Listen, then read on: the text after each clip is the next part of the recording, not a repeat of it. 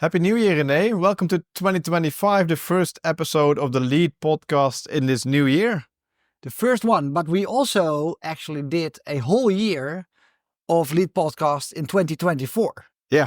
So I was also thinking we can directly dive into a new year and continue on the things that we already did, but maybe it's also just good to do a sort of retrospective on 2024. Yeah, it's the start of January when this actually is being aired, so everyone's still in the holiday season mode when we launch this. Let's have a recap. A light episode. Yeah. Just looking back, looking a bit forward on what we're going to do, what our plans are. Also looking back at some episodes, some trends that we saw, some trends that we see for 2025. So let's just do that a bit. Okay, let's do it. Let's go.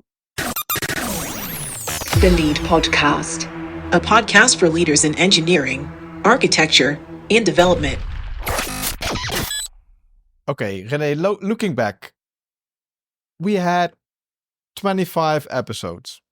That's not bad for a first year where we promised ourselves, let's do an episode every 2 weeks, and we actually accomplished this. Looking at the personalities that we are, we love to kickstart things, and then doing something every 2 weeks is not something that is in our nature by default. Exactly. So I think that this is a great stuff for an episode. Maybe also a warning for listeners if you are expecting all kinds of trends and hot topics in this episode on all kinds of tech news that we talked about in the previous episodes. I think that you can just safely skip this one, because we will just have a retrospective, but then we do it within the podcast. Yeah. So don't be shy, skip it, and otherwise just listen in and provide us with some good ideas if you have any tips or hints. But answering your question, the personalities that we are Kickstarters, actually completing a whole year of topics. I think it's an achievement. I am proud of it. But it's also nice to go back to the beginning of the year where we kickstarted this on. So we said to each other, let's do a podcast. And we basically had some simple ideas, right, on this podcast.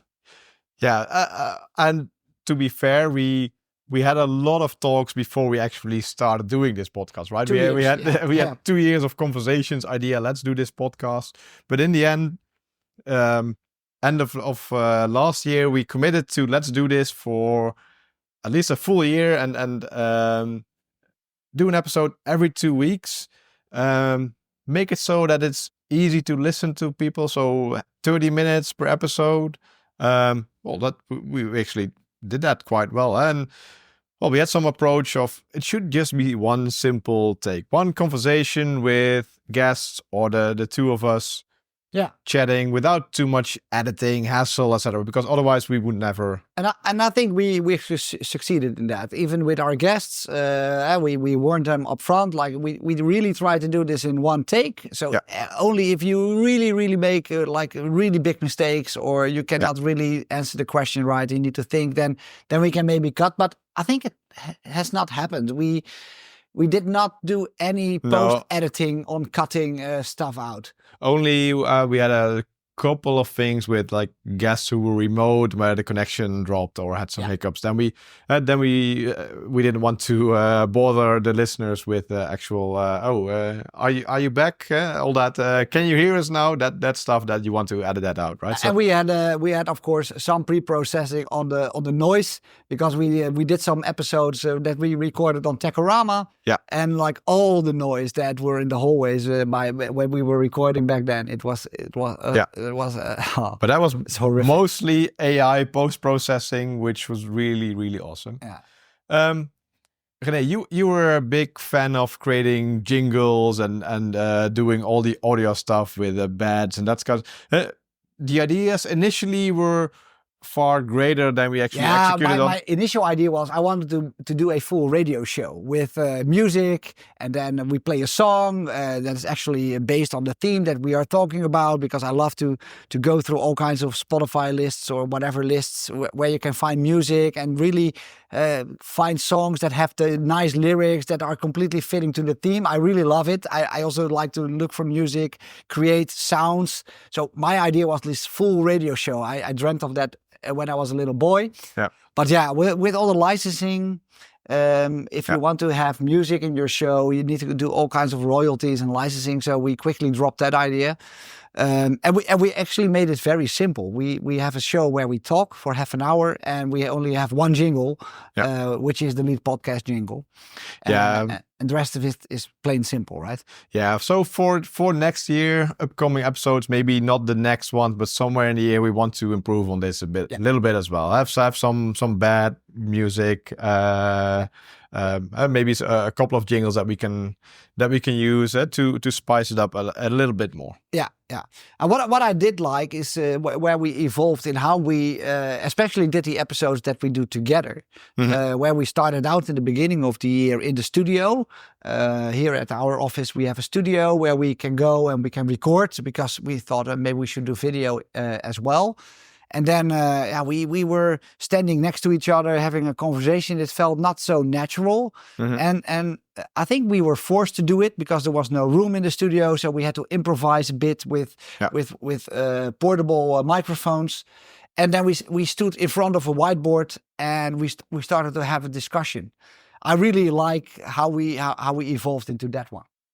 Yeah. So what we actually do, and this is a little bit of a look behind the scenes, is that before the show starts, like 10 minutes before we actually record the show, we stand at this whiteboard and go over all the topics that we want to cover, drawing out a bit of a mind map timeline of things that we want to cover. And sometimes when someone is talking, the other one is adding stuff or changing stuff. So that's basically our roadmap that we use when recording these kind of things. And that, in my opinion, works really well. Yeah. So very nice. And we eventually started as the main topic, main theme is engineering culture. Where we talk about the 8 pillars that we defined are a crucial part of an engineering culture. So you need to have your software in place, your delivery processes, your operating model, your platforms, your continuity and your vision, and of course your workplace and your knowledge sharing strategies. Let's link that those 8 pillars. We have a document on that, a white paper. Let's link that in the show notes again, so people can actually review it. And most of our topics will actually go over one of these different areas. So if you follow the show, then they might sound very familiar to you. You might recognize a few things. That is the linking pin underneath the topics that we are looking for.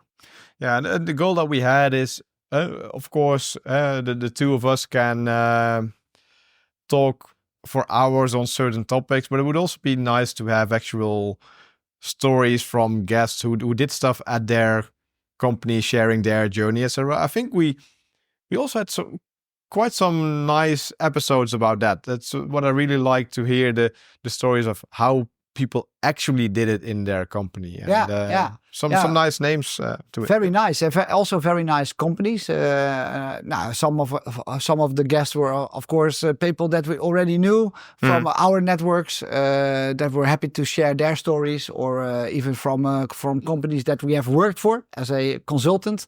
And later on, we also got guests that we just met at a conference and said, "Wow, we saw this interesting talk, and you maybe come to the show."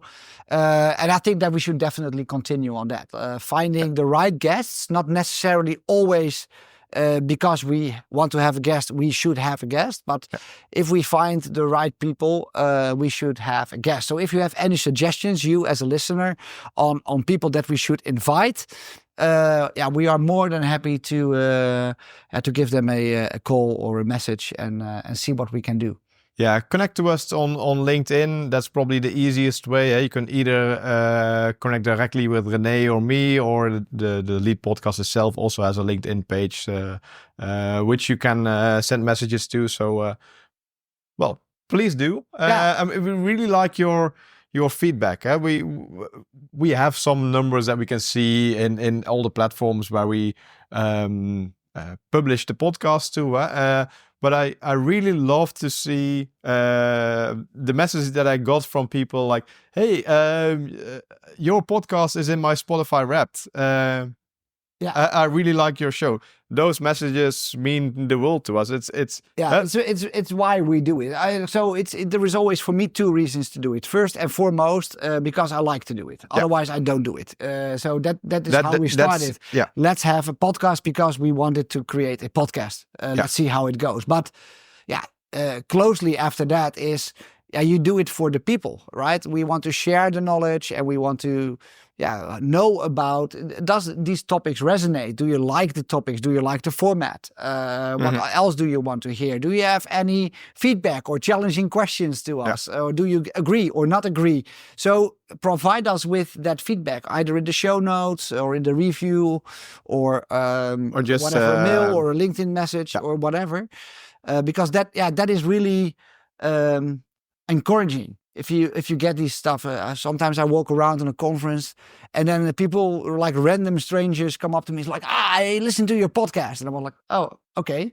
People actually listen to our podcast. That is quite nice, actually, and it's really good to hear that sometimes. So please reach out. And the same with the Spotify Wrapped, when it say, oh, you're on the position 2 of my Spotify Wrapped or position 1 or whatever, it means that they actually listen more than one episode, right? So we can see numbers of people, of unique listeners. I think it's like 1,250 or something so. Like that. Nice numbers for the first year. But are they all listening to one episode, or is it a lot of people also coming back? Why did they drop, or why do you come back? So that's really hard to see. Yeah, it's interesting information. So, but maybe with all this rambling about the numbers, so what are for you the most, maybe remarkable or memorable episodes or trends or topics that we talked about last year? Yeah, so in the general engineering culture topic, that's the overarching topic that we saw a lot of things coming back, even if we were talking to different guests, etc. And I think one of the things that we see mostly having so much impact is the whole psychological safety stuff, that building trust in your organization. It came back in more than one episode, I think.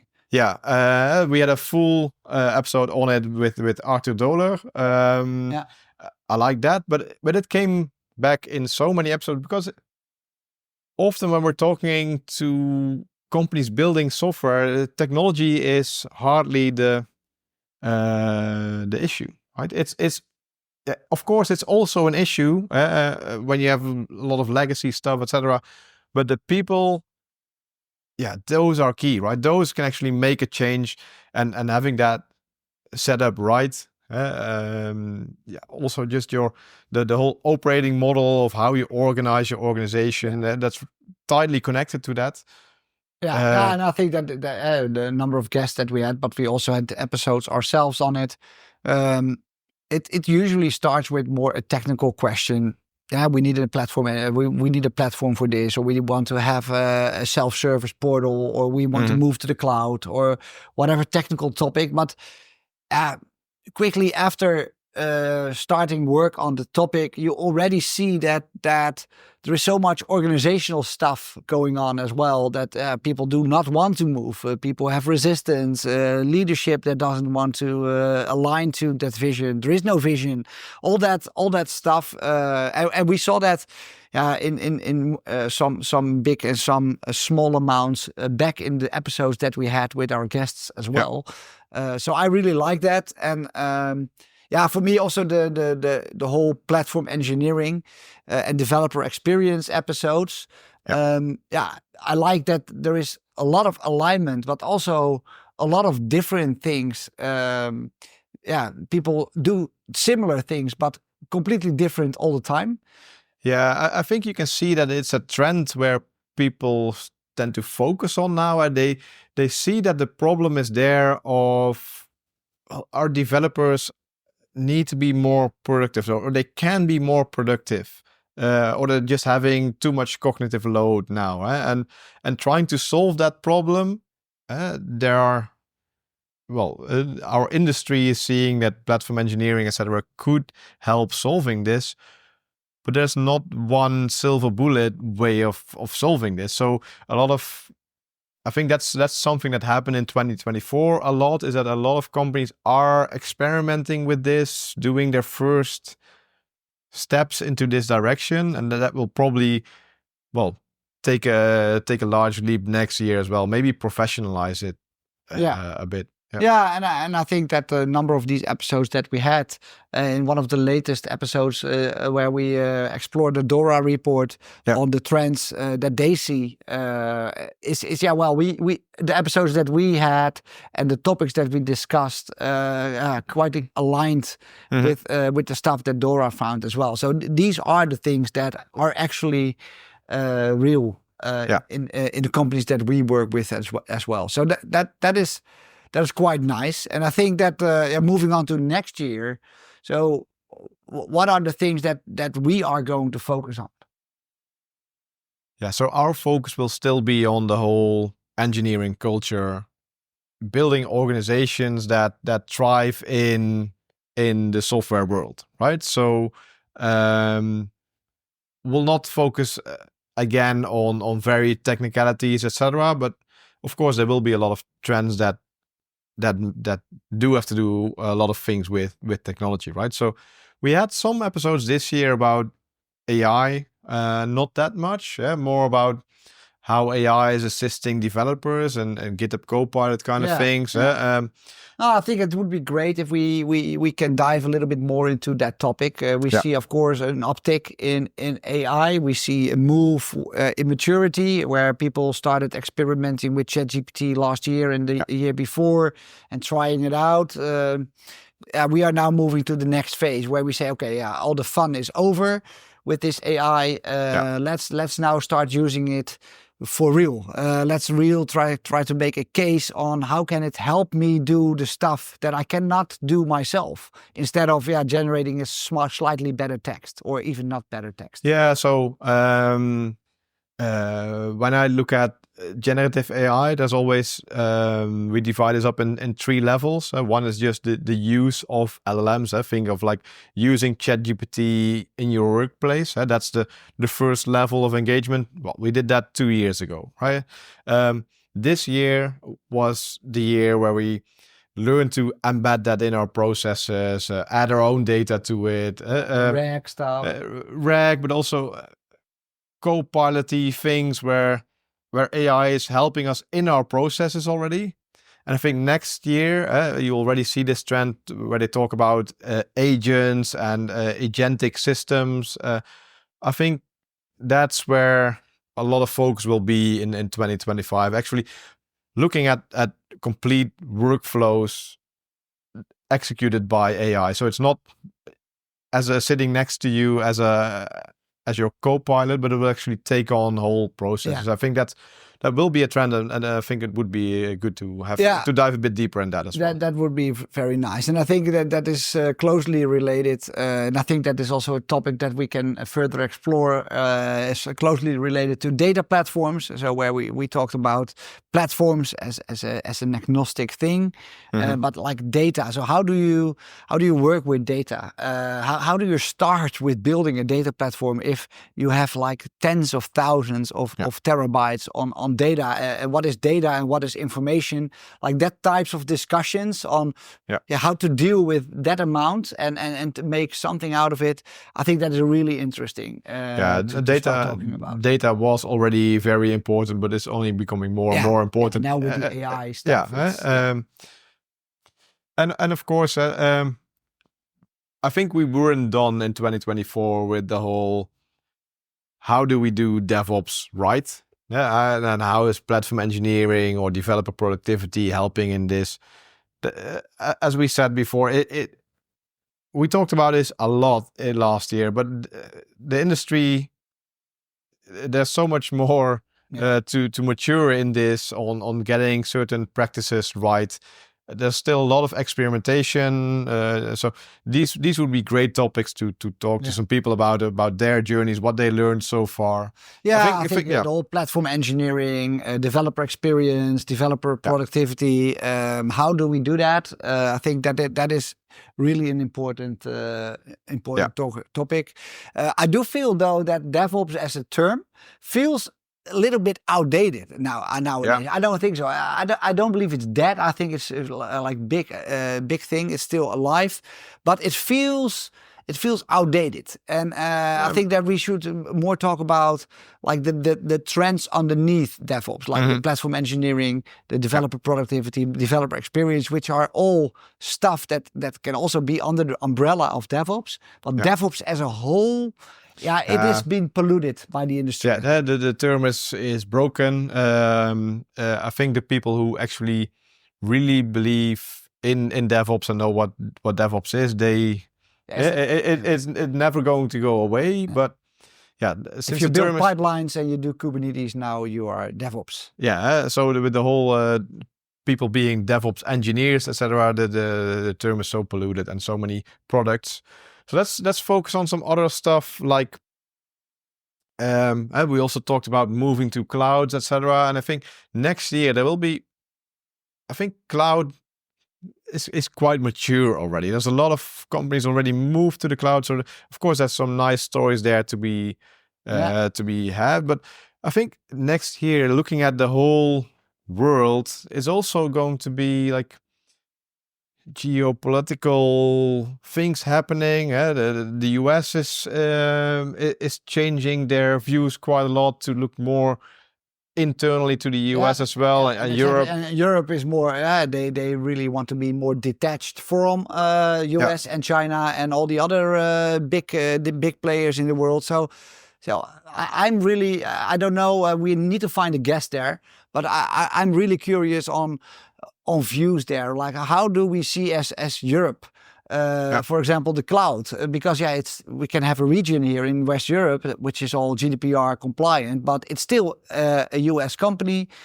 So how do people with different perspectives see that? So if you have any tips there for people that have views or expressions on that, we would really love to talk to them. Yeah, I think that's a great topic. And on the other hand, looking at just the stuff that we do in the cloud now, I think FinOps was already quite a thing last year where companies, we moved to the cloud and now it's costing us a lot. We're not in control. So I think that was already a thing that will mature more next year. Maybe additions to GreenOps as well, focusing a bit more on the impact of what we do as an IT industry. So I think those could also be great topics to have some more guests. So I think that, summarizing all that, I think that we can agree that we will do some more episodes next year. Yeah, and we will definitely try to deliver one every 2 weeks again. We need to find guests. We need to find topics. We are open for all kinds of ideas, feedback. Should we do a quiz in the middle? I don't know. All kinds of stuff that we can add. Please let us know. Find us on LinkedIn, or send us on whatever medium a message. Yeah. And then I want to really thank you for a previous year. Yeah. And really look forward to next. Yeah. Again, we did 26 episodes already. This is the 27th that we recorded. So looking back, if you want to listen to all of the talking that we did, that's over 12 hours, right? That's we did a lot of talking. Well, that is what we are good at. Hopefully it's also nice to listen to. So with that, I think for this episode, enough. We are going to look for a cool new topic for our next episode. And for now, have a great day and have a great year. Huh? Have a great year. Happy New Year. Yeah. Happy New Year. Bye-bye. Okay, bye-bye. The Lead Podcast, a podcast for leaders in engineering, architecture, and development.